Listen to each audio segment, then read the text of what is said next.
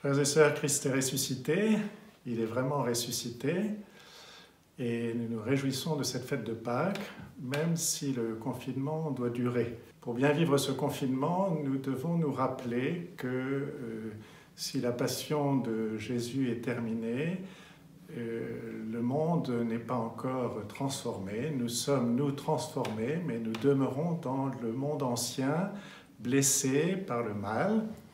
Nous savons que le Christ est vainqueur du mal et de la mort, mais nous sommes encore au cœur de ce monde ancien et nous avons à travailler pour l'avènement du monde nouveau par notre foi, notre espérance et notre charité, par les vertus théologales que nous avons reçues au baptême et aussi en vivant sous la conduite de l'Esprit Saint et en invoquant l'Esprit Saint sur notre monde.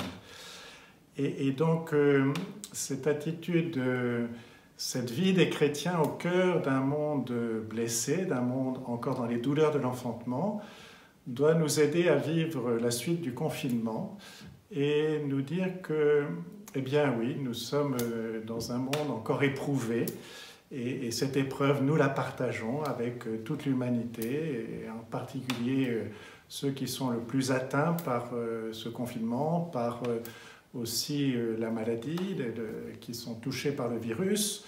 Nous sommes aussi avec tous ceux qui souffrent d'une manière ou d'une autre. Et nous avons au cœur de ce monde à invoquer l'Esprit Saint sur cette humanité blessée, cette humanité en souffrance. Nous avons à préparer le monde d'après. Par notre prière, par notre attitude, par notre foi, par notre relation aux autres, nous ne pouvons pas simplement penser à nous d'abord, nous devons penser à cette humanité dont nous sommes pleinement solidaires. Nous devons prier, invoquer l'Esprit Saint pour que le monde d'après soit un monde meilleur.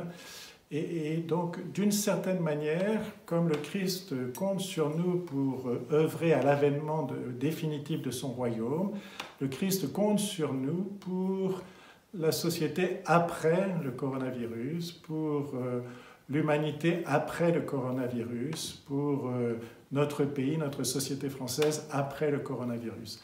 Alors je vous souhaite donc une bonne mission dans la joie pascale, au cœur de cette situation, de cette épreuve du confinement.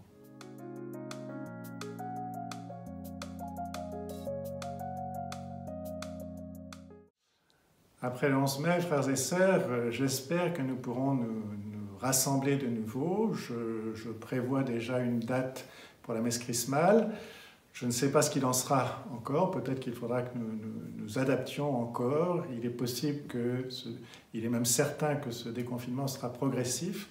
Mais nous reprendrons progressivement l'habitude de nous rassembler et nous pourrons nous soutenir dans la foi pour continuer notre mission au cœur de ce monde.